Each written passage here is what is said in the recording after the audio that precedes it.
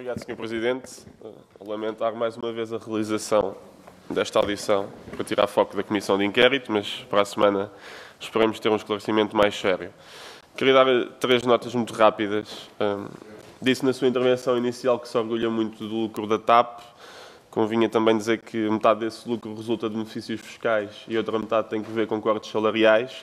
E eu nunca pensei que a sua política socialista fosse essa, acabasse nisto, em benefícios fiscais e cortes salariais. Também achei muito curioso que acabasse a sua intervenção a medir o sucesso da sua governação pelo lucro.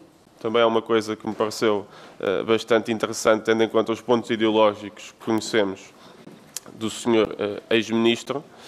E depois criticou também, e aí obviamente concordamos, a política de lucros privados e prejuízos públicos. Mas os senhores, em 2017, na recompra, abriram ainda mais a porta a isso.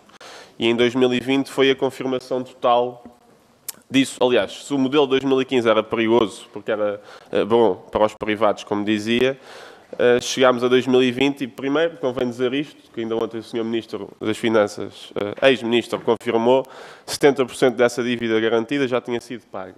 E o que aconteceu em 2020 foi que os senhores deram 55 milhões de euros ao privado, prometeram 3,2 mil milhões de euros à companhia durante uma crise, o que equivale a quase metade das despesas em apoios a toda a economia durante aquele ano. Ainda deram mais 150 milhões em layoff, e ainda falta dar 700 milhões das 2 tranches que faltam. Até aproveito para lhe perguntar se acha bem que vamos dar 700 milhões de euros a um privado, se considera isso uma boa opção política. E por isso, começo agora as perguntas. Embora eu aprecie muito os seus pontos ideológicos, pedia que tentasse ser um pouco lacónico nas respostas para ver se conseguimos ter resposta a todas as perguntas, e começo pelos 55 milhões pagos a David Neeleman. Nas cláusulas 24ª e 25ª do Acordo Parasocial, vemos que existe a possibilidade do Sr. David Neeleman recuperar as prestações acessórias em caso de incumprimento do Estado. E disse agora, foi o primeiro governante a finalmente admitir, até porque os outros diziam que não sabiam, que os 55 milhões foram pagos para se evitar o risco de litigância, tendo em conta o que estava no Acordo Parasocial. Acordo esse, em grande parte, responsabilidade do ex-ministro Pedro Marques, também de Lacerda Machado e até, em última instância, do primeiro-ministro, que apresentou esse acordo e disse que ele e David Neeleman seriam grandes sócios para sempre. Eu queria lhe perguntar se confirma que os 55 milhões foram pagos, então, porque David Neeleman poderia recuperar as prestações acessórias e que só o poderia fazer devido às alterações feitas em 2017, na recompra. Em segundo lugar, perguntar se o modelo anterior vigorasse quando se chegou à pandemia, se não é verdade que Neeleman não teria direito a essas prestações acessórias e, por isso, nessa negociação não estou a ver a receber os 55 milhões. E, em terceiro lugar, saber como é que foi o cálculo para se chegar a esses 55 milhões de euros. Porque certamente isso veio de algum lado, é uma porcentagem de alguma coisa. Gostaria de saber como é que se chegou a estes 55 milhões de euros, valor que equivale, diga-se, a 110 indemnizações Alexandre Reis, e só agora é que estamos a começar a perceber como é que se chegou lá. Segundo tema, gostaria de saber quando é que recebeu a informação sobre os fundos Airbus e saber se o ministro Pedro Marques lhe passou alguma informação ou não. Já agora saber também como é que soube, porque nós já soubemos que o anterior ministro soube, não pela documentação que recebeu, pelos vistos não a leu, soube sim numa entrevista de uma revista, e por isso gostaria de lhe perguntar como é que soube. Espero que não tenha sido de igual forma, mas se na pasta de transição que recebeu, se estava lá alguma coisa ou não. Sobre a recompra, já que, e bem, acho eu, viu as documentações sobre os processos anteriores quando chegou, perguntar-lhe, já que falou muito da privatização de 2015, falou um pouco menos, acho eu, de 2017, tinha aqui algumas dúvidas que nós ainda temos. A primeira, a recompra teve encargos de 3,6 milhões de euros em consultoria. Gostava de saber se por acaso sabe, se não souber, não tem problema nenhum, até porque agora toda a gente que veio cá disse que não sabia, por isso é o recorrente, se por acaso sabe quem é que os recebeu. Até porque Lacerda Machado disse que não recebeu nada, só depois é que fez aquele pequeno contrato, e por isso gostaria de saber se sabe quem é que recebeu estes 3,6 milhões de euros. Segundo, em relação às cartas de conforto do PSD, assim classificadas pelo Tribunal de Contas, isso é só relevante no sentido em que o O ex-ministro disse que não tinha visto cartas de conforto, mas ele evidentemente pode ter visto os documentos e não classificá-las como cartas de conforto, e por isso é que eu estou a dizer que o Tribunal de Contas as classifica como cartas de conforto, porque não é esse o título do documento. Mas em relação a esses documentos, o Tribunal de Contas, já que se falou disso aqui, embora o PS só fale sempre de um dos lados, eu estou a tentar falar dos dois. Essas cartas de conforto, assim classificadas, são obviamente, do meu ponto de vista liberal, não são benéficas para o Estado. O que acontece é que o Tribunal de Contas diz que os senhores reforçaram as obrigações dessas cartas de conforto com um outro documento, a que se chamou declaração, que também foi enviado para os 8 bancos. E eu pergunto-lhe se isso não é se não foi uma espécie de carta de conforto do PS. Porque, na prática, o que o Tribunal de Contas diz é que a Par Pública tornou-se a única responsável por essa dívida perante as instituições financeiras, e todas as obrigações, foram reforçadas. E, por isso, fazer também essa pergunta. E depois, muito rápido, sobre a nacionalização, fica para a segunda ronda, perguntar-lhe só se em 2020, durante o verão, quando se falava muito do empréstimo dos 1.200 milhões de euros, se já estavam conscientes, ou se já estava consciente, que esse dinheiro não iria ser devolvido aos portugueses. Primeiro, porque no próprio orçamento suplementar essa rúbrica foi inscrita como despesa de capital. Segundo, porque ontem o próprio ex-ministro das Finanças, Mário Centeno, disse que, obviamente, a probabilidade era muito reduzida da companhia devolver alguma coisa. O próprio ex-CFO esteve cá e disse que era impossível a companhia devolver o que quer que fosse, e por isso, durante aquele ano de 2020, quando se falou muito do empréstimo, enquanto outras pessoas já diziam que, obviamente, o dinheiro não iria ser devolvido, queria lhe perguntar se já tinha essa noção que o dinheiro não iria ser devolvido. Muito obrigado, Sr. Deputado Bernardo Blanco. O Dr. Pedro Nuno Santos, para responder às questões colocadas, tem 6 minutos, faz favor.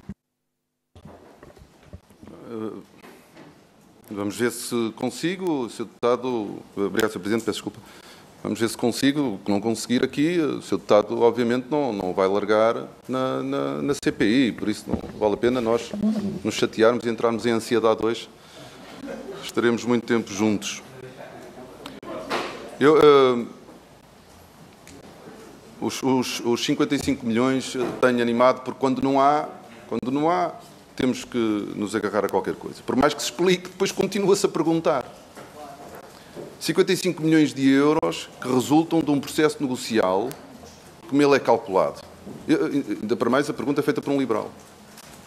É resultado de um processo negocial em que duas partes se encontram e chegam à conclusão que estão em condições de fechar um acordo. Sendo que havia uma referência. Nós estávamos a ser consultados por uma sociedade de advogados e que faz uma leitura de todos os documentos que implicam ou condicionam aquilo que possa ser feito. E havia uma avaliação. Havia uma avaliação dos riscos. E, portanto, a avaliação feita leva-nos a optar por fazer uma negociação. Quando referiram várias vezes uma declaração minha, é exatamente, nós preferimos pagar zero, o privado ter uma intenção ou achar que pode receber mais, e nós fazermos uma negociação e tentarmos ter aqui um ganho de causa, na medida em que não pagamos zero como desejávamos, mas não pagamos aquilo que o privado entendia que tinha direito.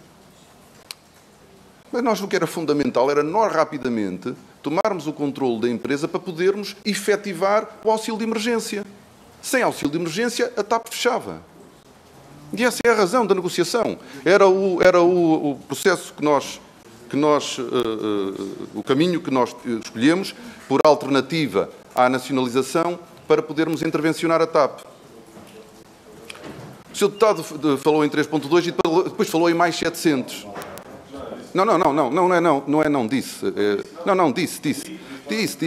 Disse. É uma forma... O Sr. Deputado já aqui várias vezes, ao longo de várias audições, fala em mentirinhas. E o Sr. Deputado, no meio... Sim, em várias audições, não nesta. Ainda.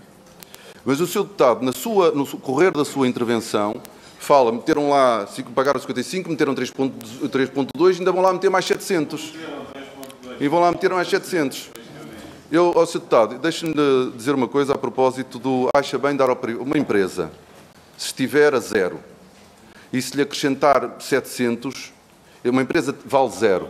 Uma empresa tem zero e vale zero. Se nós metemos 700 milhões de euros, ela passa a valer 700 milhões de euros e vende por 700 milhões de euros. O Sr. Deputado tem insistido ao longo de N audições sobre essa questão e, mais uma vez, eu fico surpreendido. Porque se a empresa tem um determinado valor e eu acrescento mais 700 milhões de euros, que aliás já estão registadas, o cash, do ponto de vista de cash, é que ele ainda não entrou, mas já está registado. Se nós pomos numa empresa que está a zeros, pomos 700, ela vale 700. Sr. Deputado, eu não percebi ainda qual é que é a sua dúvida sobre esta matéria. Acho que até é da área de economia ou financeira e continua a colocar uma questão cuja resposta é óbvia. E, portanto, quando numa empresa que está a zero se acrescenta 700, essa empresa, quando for vendida, vale 700. E, portanto, esse valor acrescenta, Sr. Deputado, ao valor que a empresa tem. Eu, sobre os fundos Airbus, eu não tive essa informação quando é dada a transição. Quer dizer, e não foi tema, era um tema que estava resolvido, estava ultrapassado. A única coisa que nós tínhamos era comentários. David Neilman acabou por não ter dinheiro, foi a Airbus que financiou. Mas nós não tínhamos, não era tema, até termos uma administração nomeada por nós, que pediu uma auditoria para clarificar, porque a empresa entendeu, achou, sentiu que estava a pagar mais por aqueles aviões que os seus concorrentes. E pede uma auditoria e a auditoria vem dar razão aos receios que é a administração da TAP. E aí sim, aí é onde nós tomamos verdadeiramente conhecimento do que era aquele negócio, que a única coisa que ouvi eram pequenos comentários sobre o negócio. Sobre a recompra e a consultoria, o Sr. Deputado lá diz, é recorrente ninguém saber, portanto também pode ser que não sabe. Também não é uma forma correta de abordagem.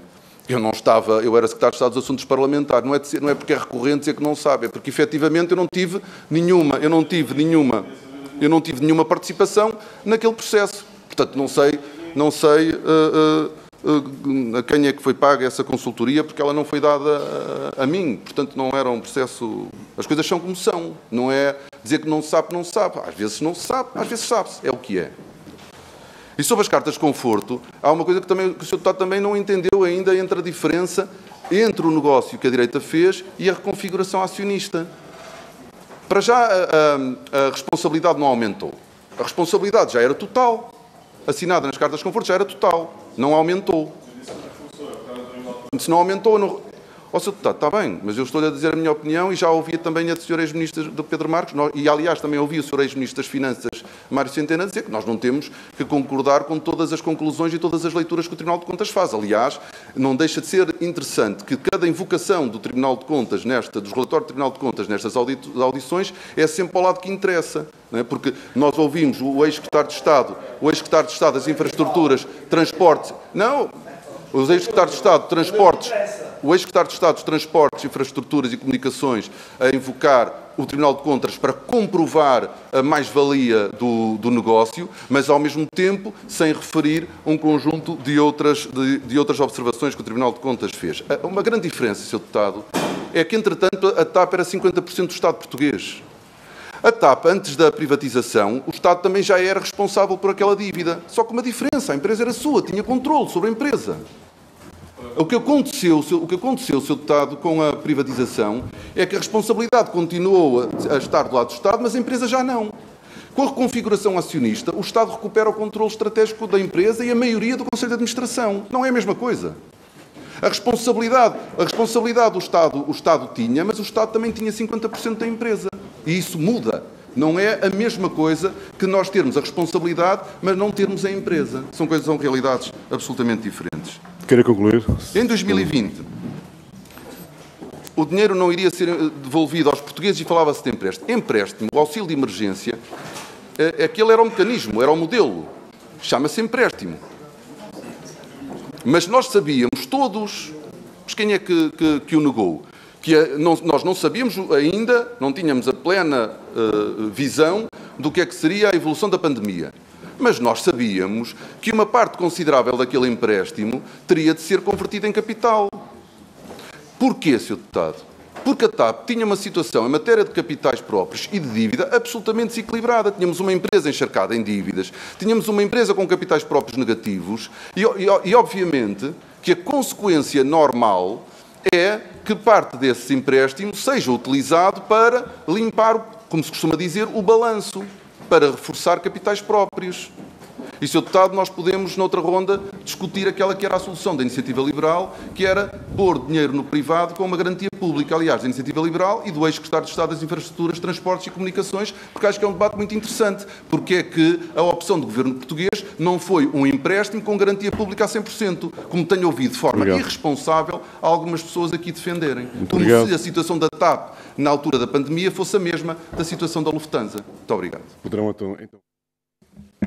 Muito obrigado, Sr. Presidente. O Sr. Ex-Ministro falou aqui que há quem só fala de uma parte da auditoria e realmente tem razão, porque ainda agora se viu uma segunda ronda do Partido Socialista, quase exatamente igual à primeira, só a falar de uma parte.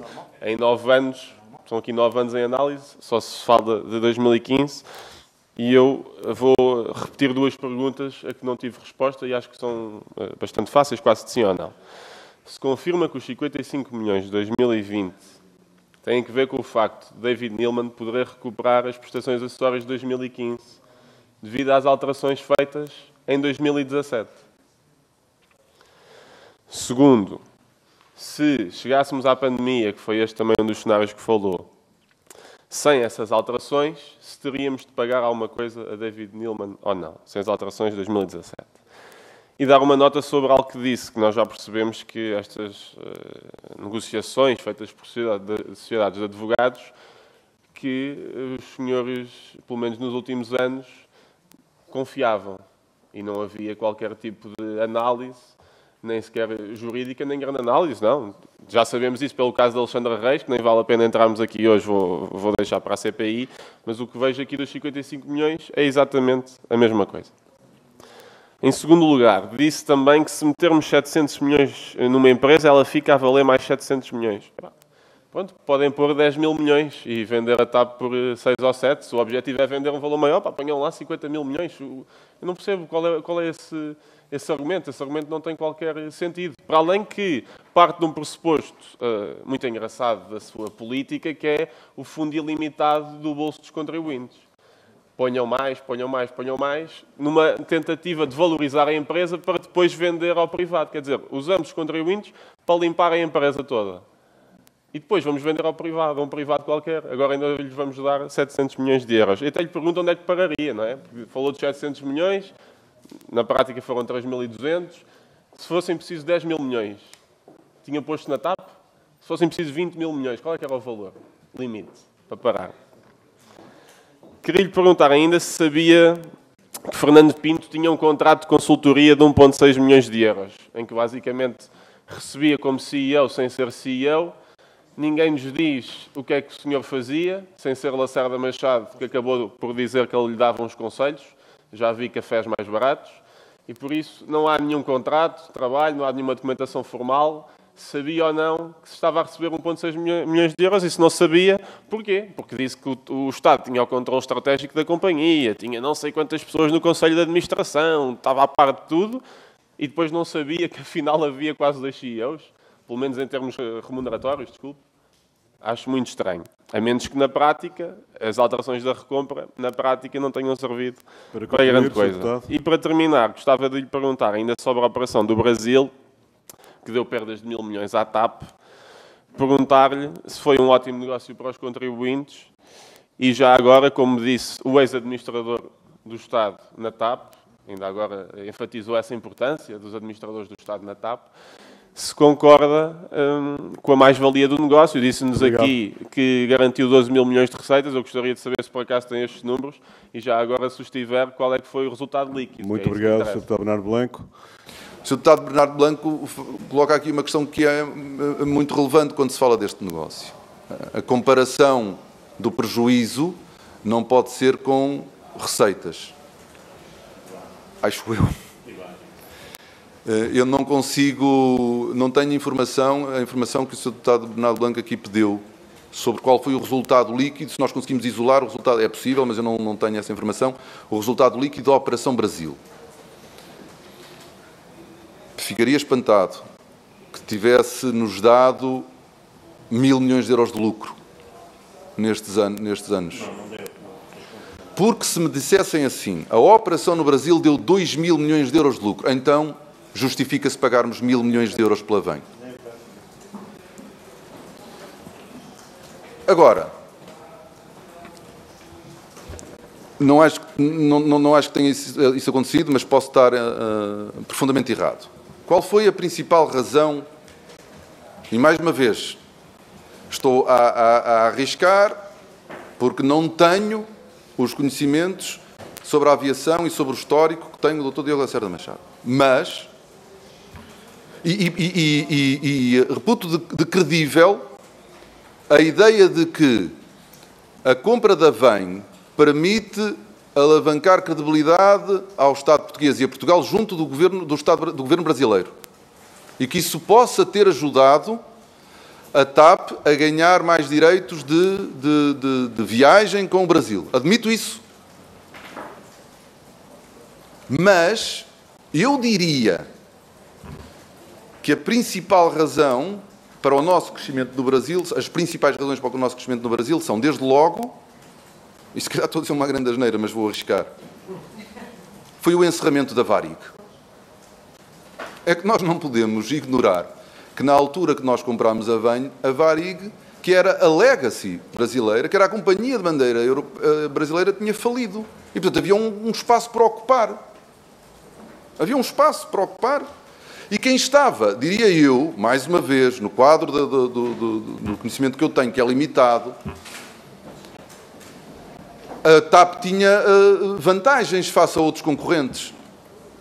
Tinha vantagem, logo do ponto de vista histórico, e da ligação e da proximidade entre Portugal e Brasil, que não é irrelevante neste quadro, nestas situações.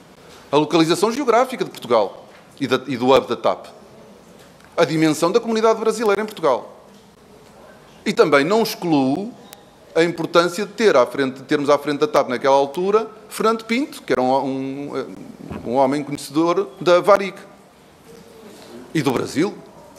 E que estes fatores, acho que não reduziria a explicação à compra da VEM, acho que há vários fatores que explicam porque é que a TAP cresceu tanto para o Brasil. Eu diria ao dia de hoje que preferia não termos conseguido voar para o Brasil sem ter a VEM, porque o custo que acabou por representar para a TAP é evidente para todos nós. Mas há uma coisa que eu também queria dizer. O PST também não fez nada para resolver o problema da VEM. Eu ouvi N audições em que o PST trazia o tema da ME Brasil e eu só me questionava, bom, está bem, mas entre 2011 e 2015 estiveram no governo. Não a compramos, já não foi mal. Não, entre 2011 e 2015 estiveram no governo. E nós herdamos, quando tomamos posse, herdamos a TAP com a ME Brasil, dentro da TAP. A ME Brasil encerra com este governo. E já ouvi também aqui dizerem que foi por imposição de Bruxelas e imposição da Comissão Europeia. Não é verdade. O encerramento, por nós.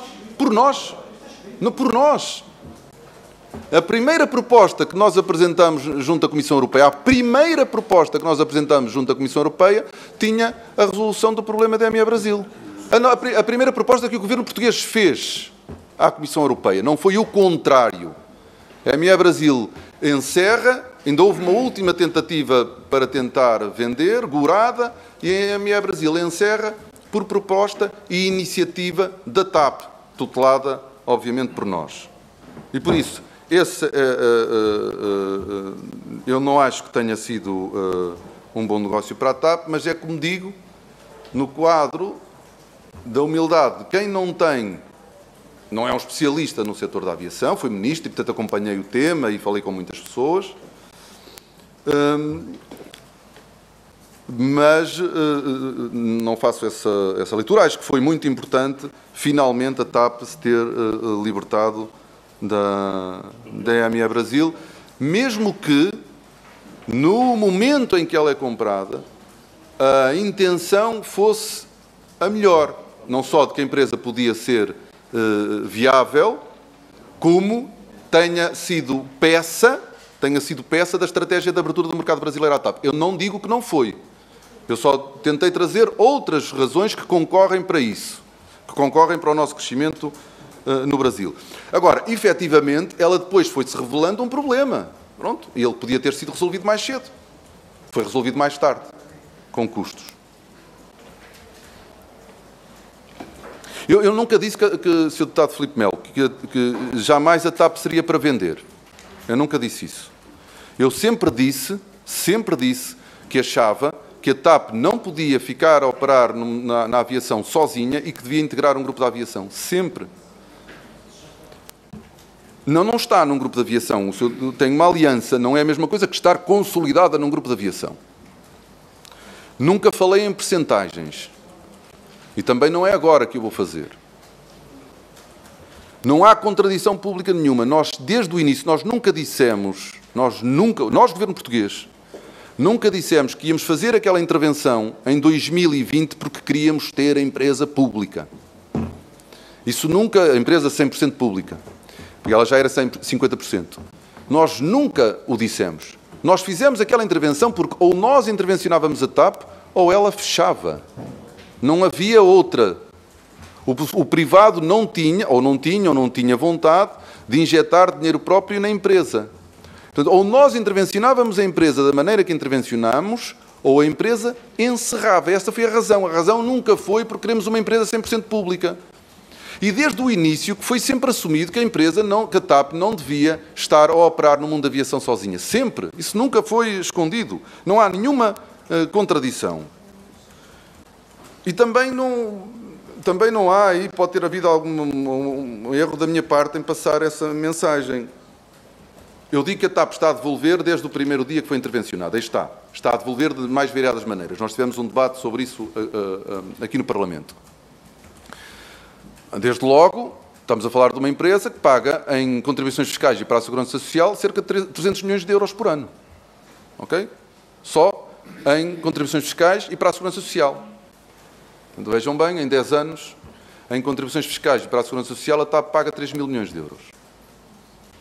Certo? Eu não estou a dizer nada de errado. Em 10 anos, em média, se a TAP pagar em média 300 milhões de euros do ponto de vista de impostos e de contribuições para a Segurança Social de cerca de 300 milhões de euros, em 10 anos, o Estado recebeu 3 mil milhões de euros da TAP.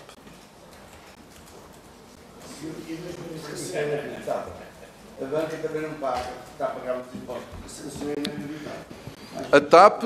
O Dr. Nuno Santos tem 30 segundos para concluir. A TAP contribui... Eu tenho muitas questões, posso não as responder, mas acho que era útil se os seus dados... Eu peço desculpa, mas tinha 22 minutos para responder e, portanto, pedi-lhe mesmo concluir. Se depois, no final, terá ainda mais uma terceira ronda. Mas faz favor. Sim, é melhor. Portanto, a TAP contribui para o país de muitas outras maneiras. Contribui suportando um dos setores económicos mais importantes do país, o setor do turismo. Contribui com compras superiores a 1.000 milhões de euros a mais de 1.000 empresas nacionais. Isso também tem consequências. A TAP contribui também, se for uma empresa lucrativa, também pode contribuir dando lucro. Eu se disse a partir de 2025, porque estava previsto a partir de 2025 a TAP começar a dar lucro e, portanto, a partir dessa data, poder começar a devolver ao Estado português. O que é que nós conseguimos? O Governo português conseguiu que a TAP começasse a devolver em 2022. Não, começou a dar lucro. Portanto, deixou de ser um peso, começou a ser lucrativo. Começou a ser lucrativo. O Dr. Nuno Santos solicitava então a sua capacidade de síntese para rapidamente responder às questões que faltam. E não poderei saber o tempo que precisa para responder. Portanto, faz favor.